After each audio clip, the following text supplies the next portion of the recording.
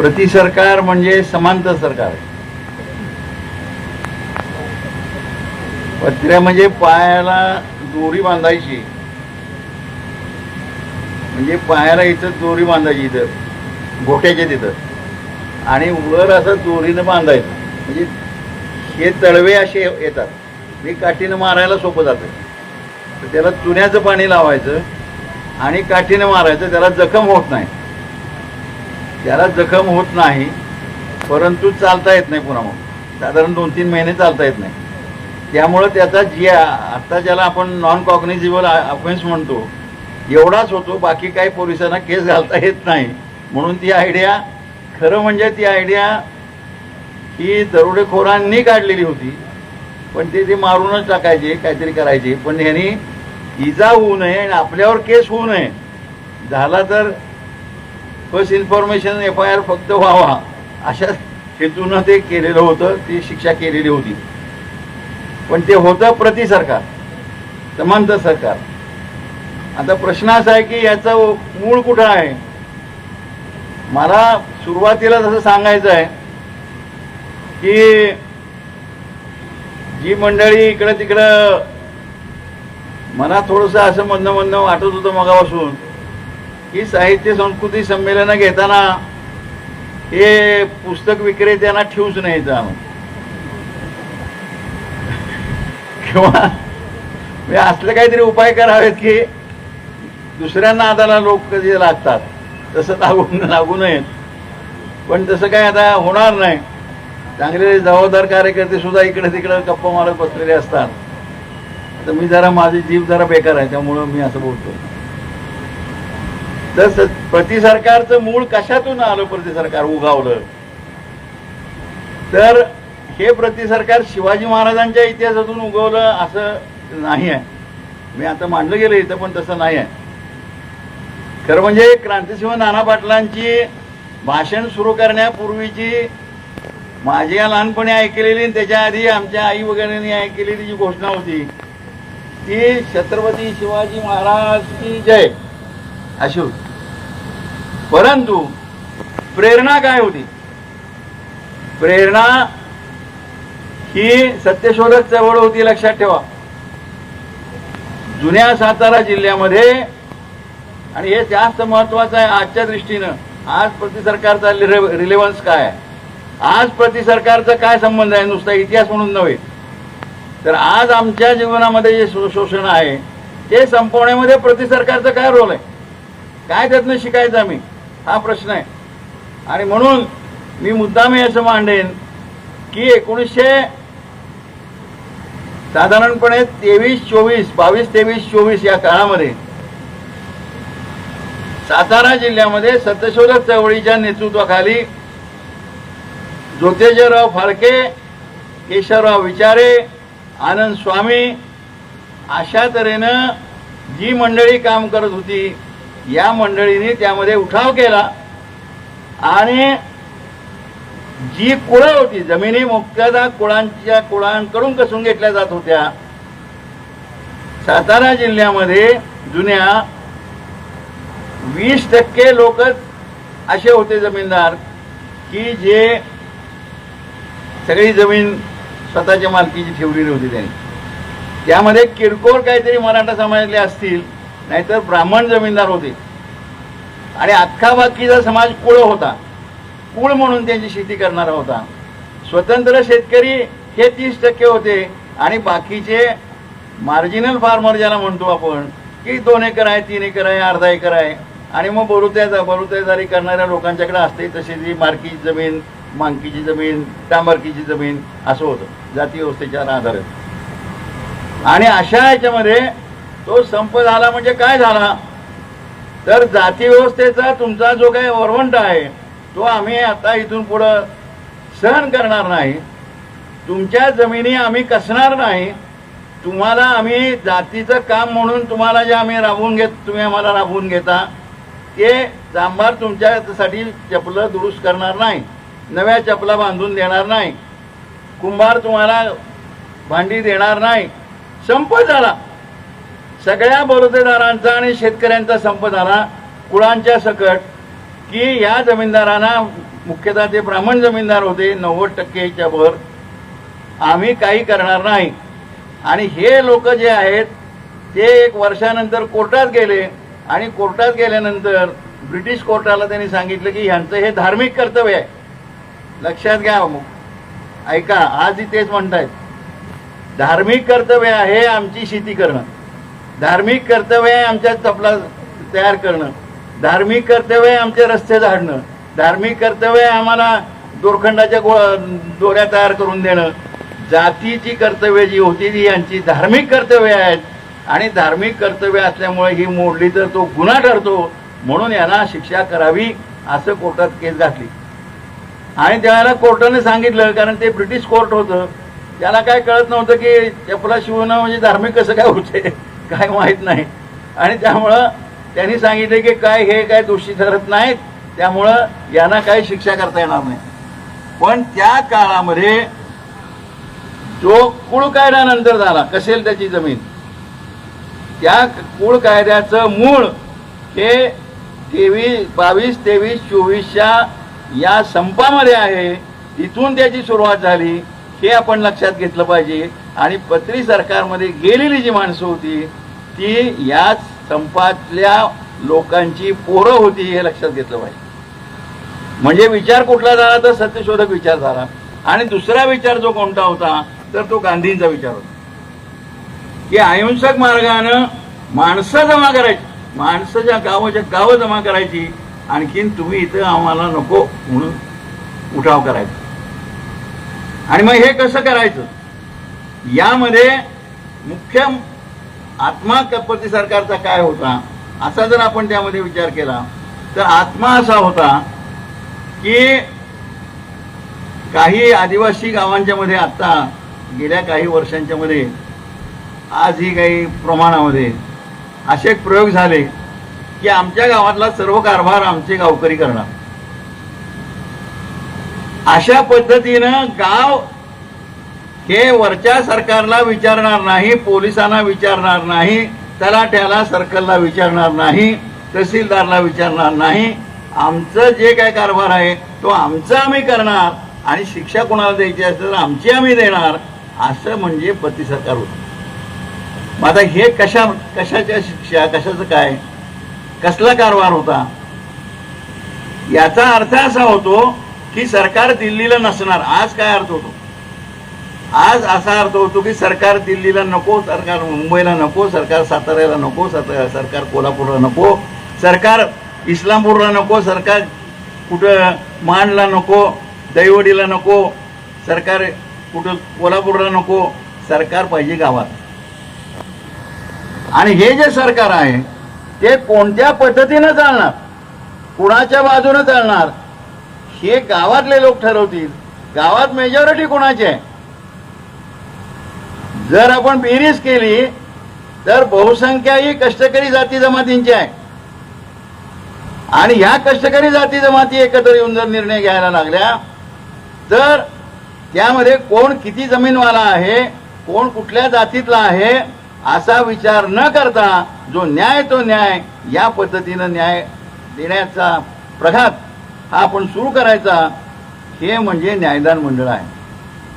हे न्यायदान मंडळामध्ये तुम्हाला असं दिसेल की जमिनीचे जे जमीन कोणीतरी कोणाची लाटली किंवा जमीन कसत होतो मी त्याची कूळ म्हणून ती काढूनच घेतली, अशा पद्धतीची काय जमीन माझी हाणलीच, आणखीन ती माझी जमीन तो दुसरा कोणतरी कसा लागला. जमिनीच्या बाबतीतले खेटे, स्त्रियांच्यावर अत्याचार, स्त्रियांना परित्यक्ता म्हणून घरातनं काढून हाकलून नेणे, स्त्रियांच्यावर बलात्कार करणे, स्त्रियांना घरात मारपीट करणे, हा दुसरा प्रकार होता. जे स्त्रीमुक्तीचा जो स्त्रीमुक्तीची भारतातली जी सुरुवात आहे ती मला असं म्हणायचं आहे की प्रति सरकारच्या काळामध्ये सातारा जिल्ह्यामध्ये स्त्रीमुक्तीची चळवळ ही 1943, 44, 45, 46ला उभी राहिलेली होती. आणि त्याच्या शिबिरातल्या ज्या नोट्स आहेत त्या सुद्धा माझ्याकडे आज आहेत. त्या शिबिरं जी झालेली पुण्याला किंवा मुंबईला ही सगळी मंडळी शिबिरं घेत असत, एकत्र बसत असत, आणखी त्याच्यामध्ये निर्णय घेत असत. आणि मग जाती व्यवस्था ठेवायची नाही. म्हणजे प्रतिसरकारच्या बाबतीत हे कोणी सांगत नाही की प्रतिसरकारने एक गाव एक पाणवठा केला होता म्हणून. बाबा आढा आमचे नेते होते, बाबा आढा मोठे होते, त्यांनी एक गाव एक पाणवठा केला, यात काही वाद नाही. पण पहिला एक गाव एक पाणवठा जर कोणी केला असेल या देशामध्ये, या महाराष्ट्रामध्ये, तर तो सातारच्या प्रतिसरकारनं केलेला आहे हे आपण लक्षात ठेवलं पाहिजे. आणि मग त्यामध्ये जो प्रश्न येतो की तेवढंच केलं नाही तर सहभोजन केलं. मला ज्या लोकांनी काही अनुभव जुने सांगितले पूर्वीच्या काळामध्ये जिवंत लोक होते त्यावेळेला, त्यामध्ये खुद्द आमच्या गावामध्ये ज्यावेळेला वडिलांनी एक गाव एक सहभोजन केलं त्यावेळेला यात भाग घेतलेल्या एका कार्यकर्त्याने लिहिलेलं आहे की तरी सुद्धा खिशातनं आपल्या घरच्या भाकरी आणि भाजी घेऊन माणसं आली होती. ती कोणीतरी सांगितली की घरचे खिशातनं घेऊन आले, दोतरात बांधून घेऊन आलेत, ते बाहेर काढून पुन्हा ताटावर पुन्हा सगळ्यांना वाटून दिलेले होते. तेव्हा त्यावेळेला सहभोजन मंदिर प्रवेश सुद्धा झालेले आहेत. म्हणजे मंदिर प्रवेश, सहभोजन आणि एक गाव एक पाणवठा या तिन्ही गोष्टी या प्रतिसरकारच्या संपूर्ण क्षेत्रामध्ये कमी जास्त प्रमाणात असेल पण संपूर्ण क्षेत्रामध्ये राबवल्या गेलेल्या होत्या की ज्याची आज सुद्धा गरज आहे. आज सुद्धा सावकारी पाश हा खेड्यामध्ये आहे. आज सुद्धा जातवार वस्त्या खेड्यामध्ये आहेत. आज सुद्धा जातीच्या आधारे उच्च नीचता पाळली जाते. आज सुद्धा मध्ये चुकी आली की एका पाणवठ्यावर भरू दिलं जात नाही. आज सुद्धा चौदार तळ्याच्या भोवतीच्या प्रदेशामध्ये त्या ठिकाणी एक गाव एक पाणवठा मोडला गेलेला आहे आणि तो कधी पुन्हा आता अजून सरळ झालेला नाही. अशी परिस्थिती आहे. सातारा जिल्ह्यामध्ये सुद्धा अशी गाव आहेत, सांगली जिल्ह्यामध्ये अशी गाव आहेत. इथल्या 2 जिल्ह्यांच्या पेक्षा कोल्हापूर जिल्ह्यात जास्त गाव आहेत. आणि या रत्नागिरी आणि सिंधुदुर्गमध्ये आपल्या 3 जिल्ह्यांच्या पेक्षा सुद्धा जास्त गाव आहेत की एक गाव एक पाणवठा नाही आहे. त्यामुळं हे काहीतरी गेलं. आता नवीन युग आलं, इतकी वर्ष झाली. आज आता काय एक 75 वर्ष उलटून गेली, महोत्सव झाला आणि आम्ही आता सगळं संपलेलं आहे. अजिबात संपले नाही. प्रतिसरकारची गरज आज सुद्धा आहे. पण हे प्रतिसरकार का यशस्वी झालं ते कुणाला विचारायला जात नव्हतं.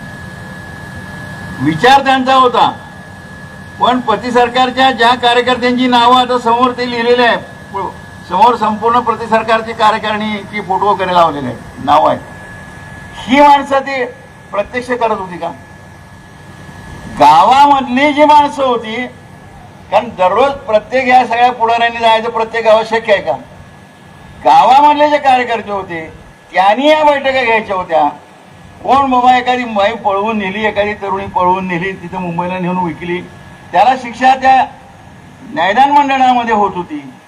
आणि गावामधल्या सर्व तक्रारीचा फक्त प्रश्न नाही तर जाती मोडण्याच्या अंगानं, वर्ग मोडत जाण्याच्या अंगानं, जमिनीच्या मालकी हक्काच्या संदर्भातल्या या सगळ्या बाबतीमध्ये प्रतिसरकारचं एक स्वरूप होतं ते कष्टकरी वर्गाच्या बाजूचं होतं.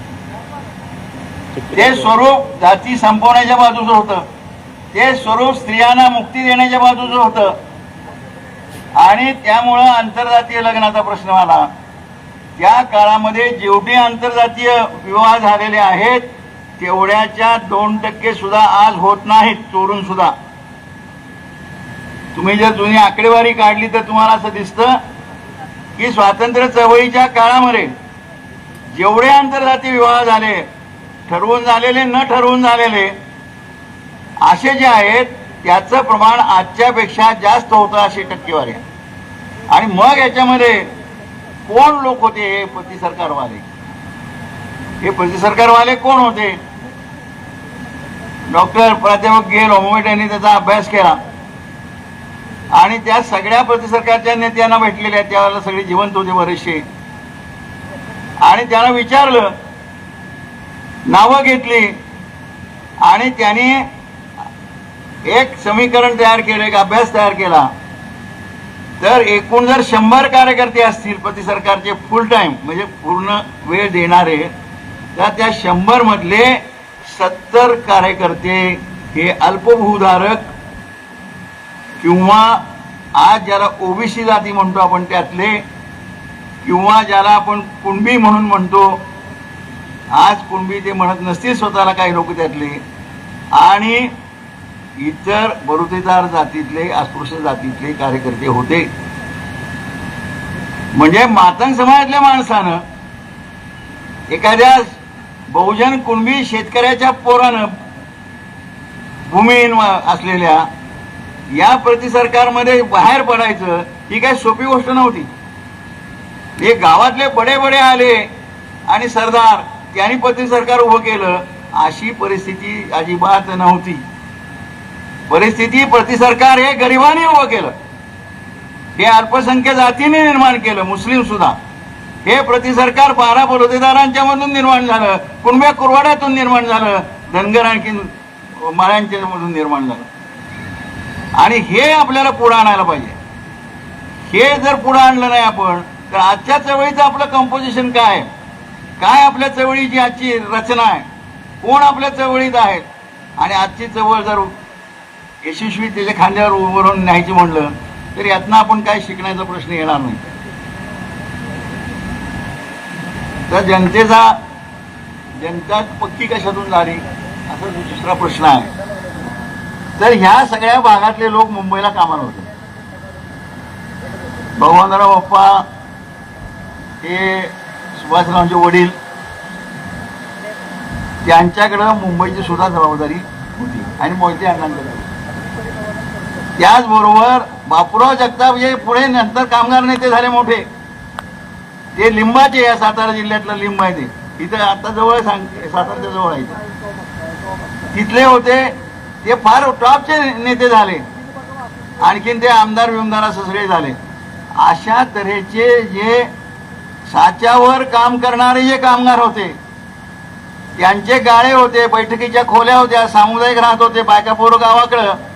तिथं जाऊन जर त्याच्याच मिसळलं, जर गावाकडे जर प्रेशर आलेलं असेल पोलिसांचं ब्रिटिशांच्या, तर तिथं जाऊन आम्ही बाजूला तिथं राहू शकतो, आम्हाला पकडणं अवघड आहे. कारण आपली जी माणसं होती ती दिसायला त्यांच्यासारखीच होती, स्पेशल कोण तूप खाऊन आलेली नव्हती. त्यामुळं तो गिरणी कामगार आणखी पत्री सरकारचा लीडर हा काही ओळखता येण्यासारखी परिस्थिती काही नव्हती. तेव्हा पाण्यात पाणी मिसळल्यानंतर जसं असते तसंच हे माणसं जास्त प्रेशर ब्रिटिश पोलिसांचं आलं इकडे की तिथं जाऊन राहत होती आणि तिथं शिबिरं वगैरे घेऊन जरा फ्रेश होऊन पुन्हा परत येत होती. तेव्हा ही ताकद होती. म्हणजे ती ताकद अशी होती की जर इकडे काय झालं तर गिरण्यांचा संप सुद्धा झालेला आहे आणि 2 लाखाच्या दरम्यान गिरणी कामगार त्यावेळेला होते.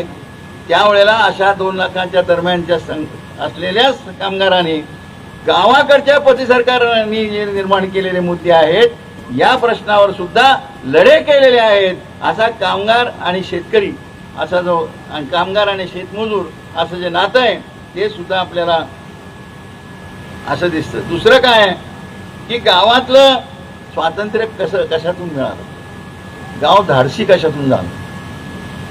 गाव धाडसी कधी झालं, गावातला पोलीस पाटील हा त्यावेळेला पोलीस, आत्ताचे जे पोलीस आहेत ते हवालदार, काय म्हणतात त्याला, हवालदारच म्हणत असतील म्हणून. पोलीस हवालदारांना जी आजची पॉवर आहे ती त्यावेळेला पोलीस पाटलांना पॉवर होती. आणि हे पोलीस पाटलांना जी पॉवर होती ती वापरून ते गावातल्या बड्यांच्या बरोबर संगनमत करून बरोबर काय करायचं ते करायचे आणि गावाच्या शोषणाला मदत करायची. मग मोहीम काय काढली गेली की ह्याची भीती वाटते नव्हता तर ह्यो कुठल्या गावातलाच आहे ना, ह्यो अमक्या तरी भावकीच आहे, त्या भावकीत काय सगळेच काय तसलेच आहेत का. तर गावाचं प्रेशर आणलं आणि नाही प्रेशरला ऐकला तर दबाव आणून त्याच्याकडनं बंदुका काढून घेतल्या. भीतीचं कारण काय, नुसतं ते पोस्ट जी आहे ती भीतीचं कारण नव्हती, त्याच्याकडे बंदूक होती ही भीतीचं कारण होतं. त्या बंदुका काढल्या आणि त्या बंदुका सरकारनं हातात घेतल्या आणि मग गावातली भीती संपली. आता आम्हाला मारायला, आता आम्हाला बंदुकीची भीती दाखवायला, आता दपडशा करायला कोण येणार आहे. आणि आलं तर सरकारवाले येत आहेत निरोप घ्यायला येत आहेत आणि त्याला पत्र्या ठोकतायत. अशा तऱ्हेचं गॅरंटी ज्यावेळेला मिळाली त्यावेळेला माणसाने उठाव केला, लक्षात ठेवा. पण ह्याच बरोबर दुसरी पार्श्वभूमी लक्षात घेतली पाहिजे, तो बिळाशीचं बंड. बिळाशीला जंगल सत्याग्रह सगळ्या महाराष्ट्रभर झाला, देशभर झाला. पण बिळाशीला जो जंगल सत्याग्रह झाला त्या मुक्ताबाई साठे त्यावेळेला परकरातल्या होत्या, माझ्या आईच्या मैत्रिणी होत्या त्या.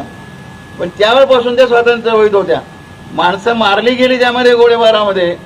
पण त्यातून सातारा जिल्ह्याचं धाडस वाढलं की ब्रिटिश म्हणते ना की शेतकऱ्यांच्या हातात काय ठेवायचं नाही जंगल, तर ते जंगल हे तुझ्या बाचं नाही ब्रिटिश सरकारच्या, ते आमचं जंगल आहे म्हणून आम्ही संरक्षण करून ठेवलेलं आहे.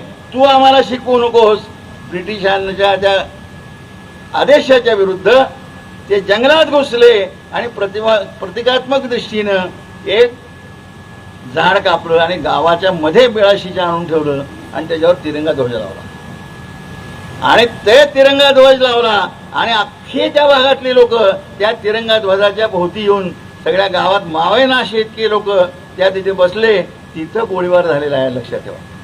आणि त्यानंतर जे पेटलं ते पेटलं आणि त्यातून मग चले जावची घोषणा झाली. चले जावच्या घोषणेनंतर एवढं मानून मी थांबणार आहे.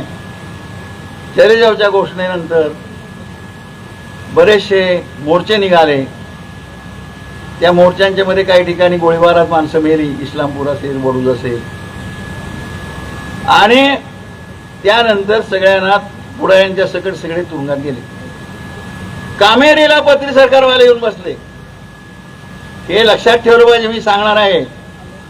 कामेरीला पत्री सरकारवाले जे होणार होते ते बसले आणि त्या ठिकाणी ठरलं की नाही, आपण काय अटक करून मिळवून घ्यायची नाही, आपण काय त्या जेलमध्ये जायचं नाही, आपण बंदुका जमा कुठनं तरी करायच्या आणि आपण पत्री सरकारसारखं काहीतरी त्यांच्या डोक्यात होतं ते तयार करायचं.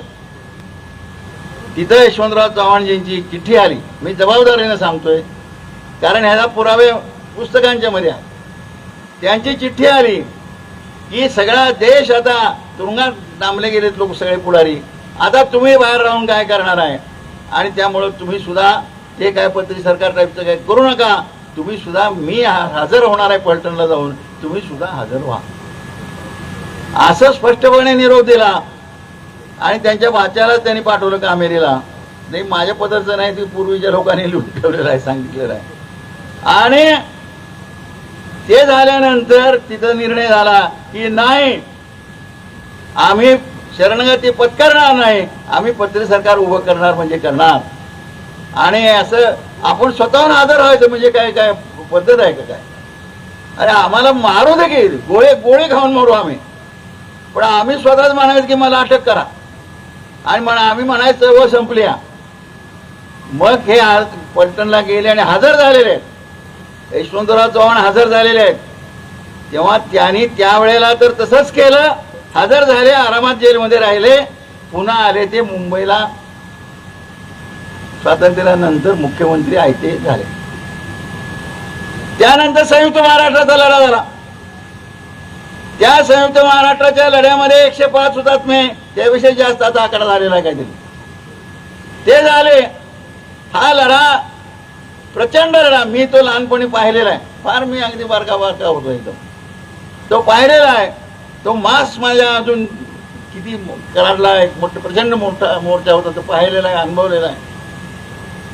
आणि ज्यावेळेला संयुक्त महाराष्ट्राला मंजुरी मिळाली त्यावेळेला संयुक्त महाराष्ट्राचा कलश कुणी आणला? एक तरुण मंडळी, कुणी आणला? अरे बोला ना. यशवंतराव चव्हाणने आणला, बरोबर आहे ना? अरे इथं माणसं मारली त्यावेळेला तुम्ही कुठं होता? मोर्चा निघत होता त्यावेळेला कुठं होता? खैंदूळ होता त्यावेळेला तुम्ही कुठं होता? त्यावेळेला तुम्ही स्वतःचं मुख्यमंत्रीपद, काय होम मिनिस्टर, काय मुख्यमंत्रीपद नव्हतं, सेक्रेटरीच होते होम मिनिस्टरचे. तुम्ही ते वाचवण्यासाठी, तुम्ही पुन्हा तुम्हाला मुख्यमंत्री व्हायचं होतं म्हणून तुम्ही वाचवण्यासाठी तुम्ही ते केलं. आणि मोरारजीची तडजोड करून तुम्ही माणसं मरताना स्वतः डोळ्याने पाहिली.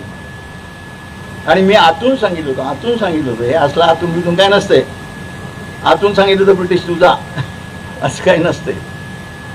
तेव्हा हे मी एवढ्यासाठी सांगितलं की ही सगळी माणसं जे बाकीची आहेत ही सत्तेच्या बाहेर का राहिली. 1947ला स्वातंत्र्य मिळालं, स्वप्न होतं समाजवादी भारताचं, या पत्री सरकारवाल्यांचं. अपवाद वगळता वसंतदादा वाटणीतूनच परत आले, चालले होते दुसऱ्याच अधिवेशनाला आणि मग तिकडे जायचं नाही म्हणून काँग्रेसमध्ये राहायचा निर्णय घेऊन परत आले. अशा बऱ्याच लोकांचं झालं आणि ही मंडळी बाहेर राहिली. मरेपर्यंत जवळजवळ 99% पती सरकारचे प्रमुख कार्यकर्ते मरेपर्यंत पती सरकारच्या बाण्यानं पूर्ण नंतर शक्य नसले तरी सुद्धा जनतेच्या चवडीमध्ये राहिले, जनतेच्या बरोबर राहून मेले. आणि काही जण जनतेच्या नंतरच्या स्वातंत्र्यानंतरच्या लढ्यामध्ये सुद्धा हुतात्मा होऊन मेले. हे प्रति सरकारचं महत्व आहे. अखंड क्रांतिकारकत्व हे महत्व आहे, लक्षात ठेवा. आणि त्या दृष्टीनं हा विषय मोठा आहे.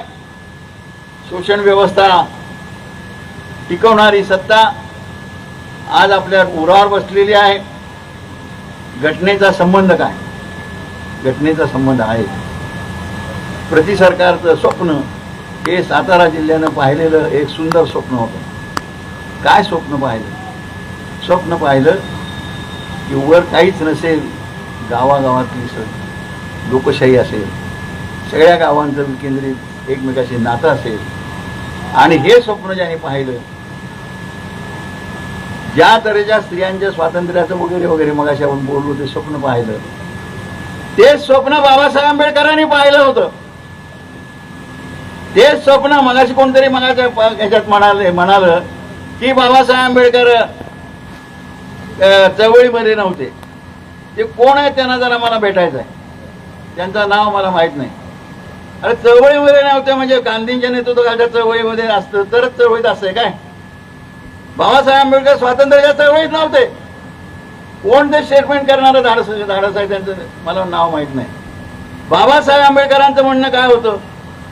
बाबासाहेब आंबेडकरांचं म्हणणं होतं ते त्यांनी ह्या घटना समितीला दिलेलं होतं आणि त्यामध्ये त्यांनी सांगितलेलं होतं की यामध्ये संपूर्ण शेती ही जनतेच्या मालकीची पाहिजे, यामध्ये संपूर्ण पाणी जनतेचं पाहिजे, नो खाजगी बिजगी पाण्याचा भानगड नाही. अदानीला द्या पाणी, ह्याला द्या पाणी, कोणाकोणाला द्या, टाटाला द्या, अंबानीला द्या, असलं नाही. पाणी जनतेचं सार्वजनिक, जमीन जनतेची सार्वजनिक. ज्यांची जमीन घ्यायची त्यांना मोबदला देऊन मोकळं करायचं.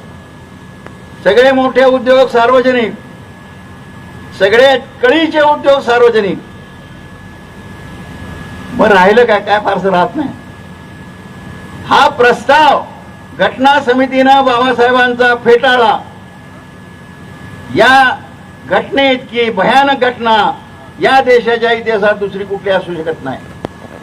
प्रति सरकारचं स्वप्न हे त्या बाबासाहेबांच्या स्वप्नाशी सुसंगत स्वप्न होतं. ते स्वप्न बाबासाहेबांचंही अजून साकार व्हायचं आहे, पत्री सरकारचं पण साकार व्हायचं आहे. तर मी आपल्याला आवाहन करेन की ती दोन स्वप्न जी आहेत ती एकच आहेत. बाबासाहेबांचं स्वप्न आणि क्रांतिसिंह नाना पाटलांचं स्वप्न आणि सगळ्या पती सरकारचं स्वप्न, ही दोन स्वप्न खरी करून दाखवणं हे आपलं कर्तव्य आहे. आणि त्या कशा स्पिरिटनं केलं पाहिजे. तर क्रांतिसिंह नाना पाटील भाषणात असं म्हणायचे की नाना पाटील पती सरकारमध्ये कुठं होता? कुठंच नव्हता. पण तरी सुद्धा नाना पाटील सगळीकडेच होता, असंच म्हणायचं ना. नाना पाटील कुठंच नव्हता पण नाना पाटील सगळीकडेच होता. तसा नाना पाटील आता बी सगळीकडेच आहे आणि बाबासाहेब आंबेडकर पण सगळेच आहे आणि पत्री सरकारचे वारसदार सुद्धा सगळीकडे आहेत. वारसदार म्हणजे आमच्यासारखे नव्हे, आपण सगळे बाबासाहेबांचे आणि पत्री सरकारचे वारसदार आहोत. आपण ते खांद्यावर घेऊया आणि पुढे जाऊया. धन्यवाद.